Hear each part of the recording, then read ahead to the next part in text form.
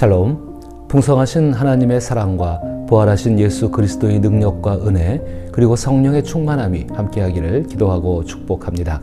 함께 읽고 묵상할 말씀은 마가복음 11장 15절로부터 18절 말씀입니다. 제가 읽어봅니다.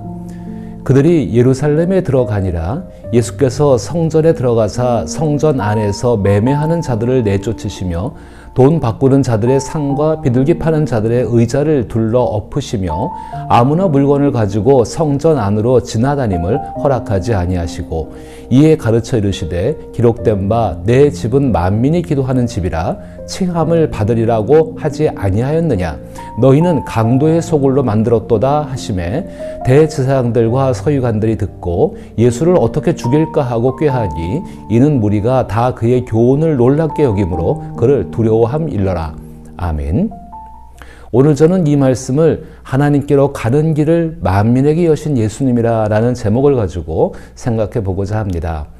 마음이 넓고 관용적이며 미래를 바라보며 생각하면서도 위엄과 겸손, 사랑과 은혜를 베푸는 사람이 되고 싶다면 예수님의 모습을 본받아야 합니다. 예수님 안에는 무한한 용기와 완전한 겸손, 완전한 정의와 무한한 은혜, 절대적인 주권과 전적인 순종, 자족함과 하나님에 대한 전적인 의지가 조화롭게 공존하고 있습니다.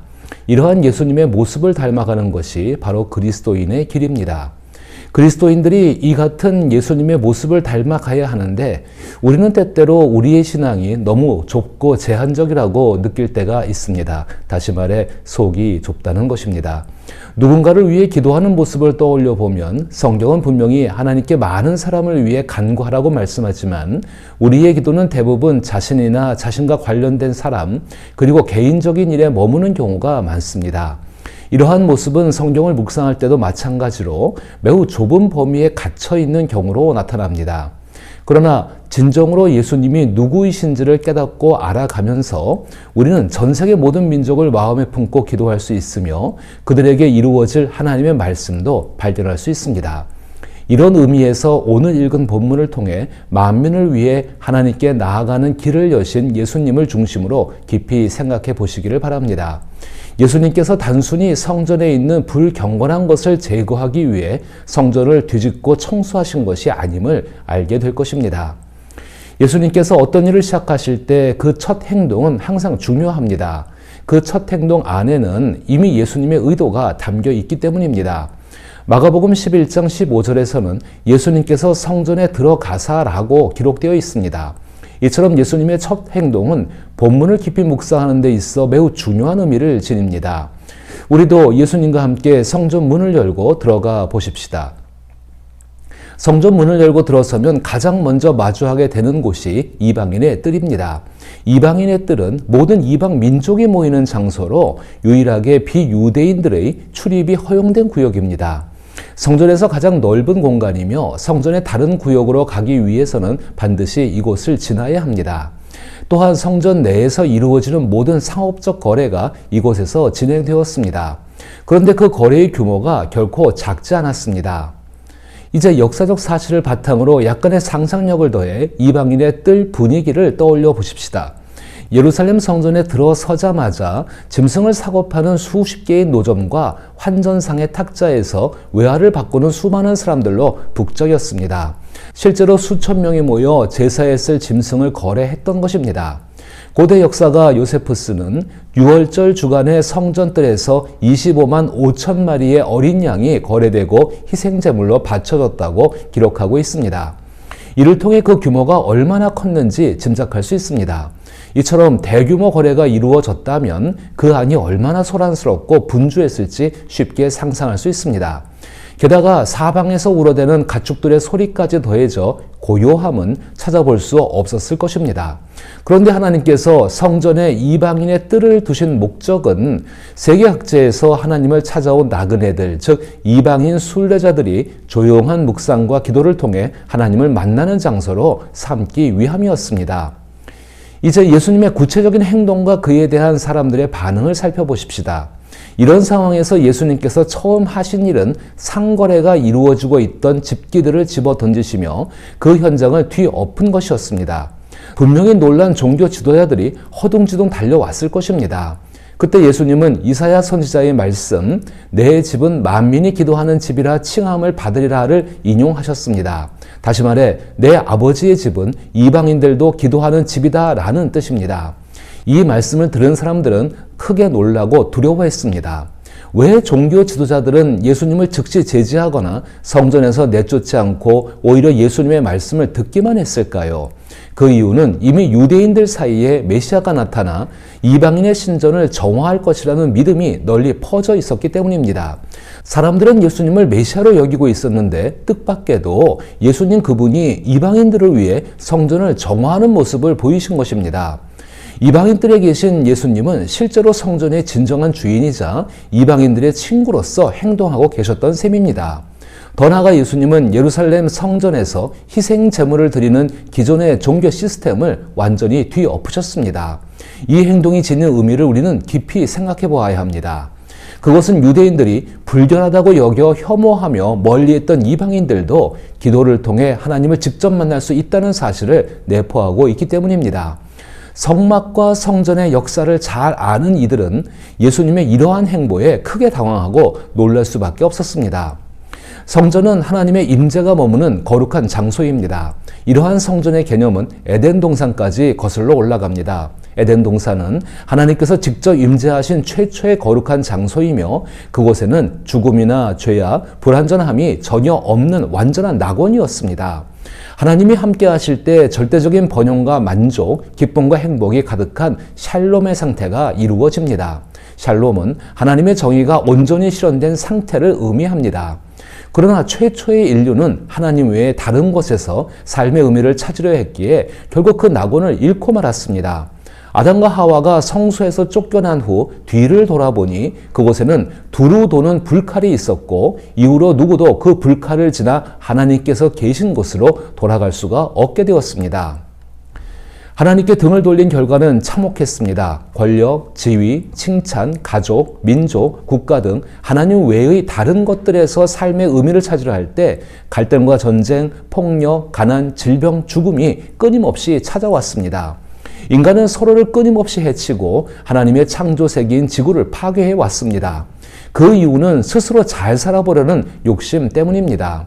그리고 언제나 온 세상에 충만한 하나님의 정의, 즉 샬롬을 깨트린 후에는 이제 낙원으로 돌아가도 될까요? 라고 하나님께 묻습니다.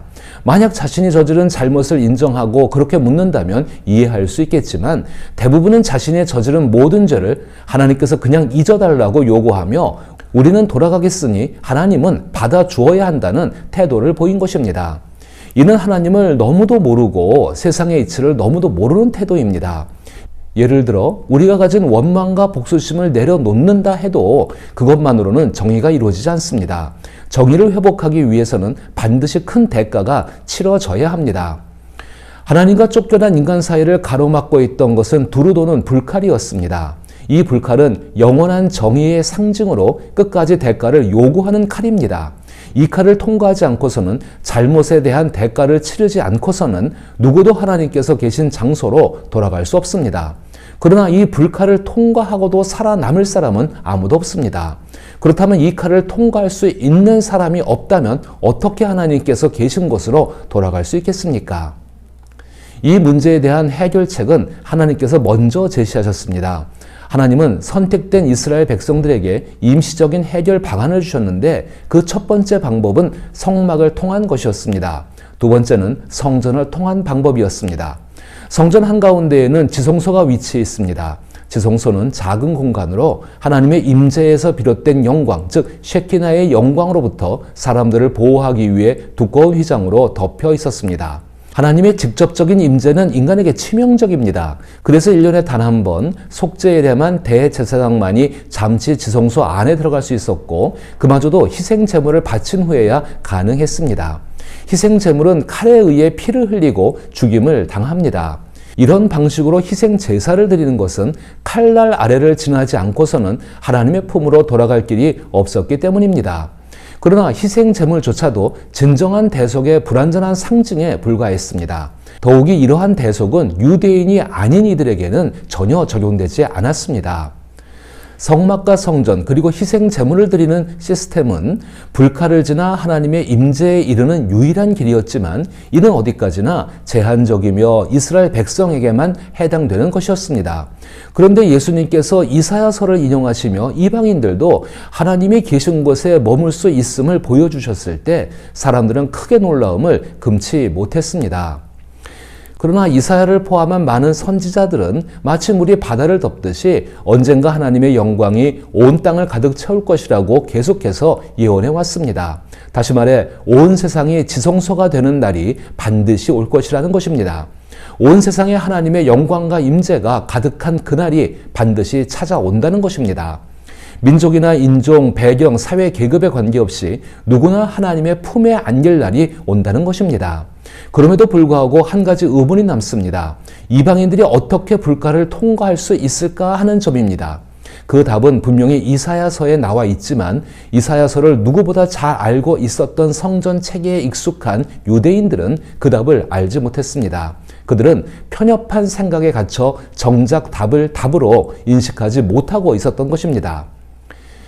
그는 곤욕과 신문을 당하고 끌려갔으나 그 세대 중에 누가 생각하기를 그가 살아있는 자들의 땅에서 끊어짐은 마땅히 형벌받을 내 백성의 허물 때문이라 하였으리요.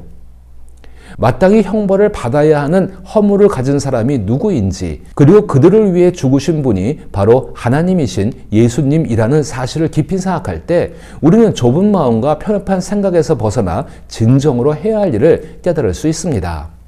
그런 의미에서 저는 먼저 예수님께서 이방인과 유대인 모두를 위해 성전을 정화하신 의미를 다시 한번 깊이 묵상하시기를 바랍니다. 그리고 나와 생각이나 배경이 다른 이들도 하나님께서 귀하게 여기신다는 사실을 기억하며 교회와 공동체 안에서 나의 기준으로 누구도 배제하거나 소외시키지 않도록 기도하며 살아가기를 소망해야 합니다. 둘째로는 하나님 앞에서는 누구나 회개와 용서를 구하며 나아갈 수 있음을 마음에 깊이 새기고 자신의 잘못과 죄를 솔직히 인정한 뒤에는 겸손한 태도로 하나님께 용서를 구하는 자세로 예수님을 닮아가는 각자의 삶을 살아가야 한다는 것입니다. 셋째로는 하나님의 정의인 샬롬이 온전히 실현되는 삶을 추구하며 일상 속에서 화해와 평화를 이루기 위한 노력을 꾸준히 실천해야 합니다. 또한 하나님의 임재를 사모하며 예배와 기도를 통해 하나님과의 친밀한 만남을 지속적으로 이어가야 합니다. 지난 한 해 동안 이 일에 헌신해 주신 위더스 교회의 성도 모든 분들에게 깊은 감사를 드립니다. 이사야 선지자가 예언한 대로 하나님의 영광이 온 세상에 가득하기를 소망하며 복음이 모든 민족과 이웃에게 널리 전파될 수 있도록 일상 속에서 작은 사랑과 나눔을 실천해 주시기를 다시 한번 부탁드립니다. 특히 너즈날과 위더스 교회 영상을 소개하고 전달하는 일이 방송 선교를 통한 복음 전파의 중요한 사명임을 잊지 말아 주시기를 부탁드립니다. 이러한 실천을 통해 예수님을 닮아가는 하나님의 뜻에 더욱 가까이 나가는 매일이 될 것이며 진정 우리는 편협한 마음에서 벗어나서 예수님 안에서 하나님께서 모든 사람을 구원하고 사랑하시는 그 거룩한 뜻을 이루어 나가는 매일이 되시길 기도하며 축복합니다.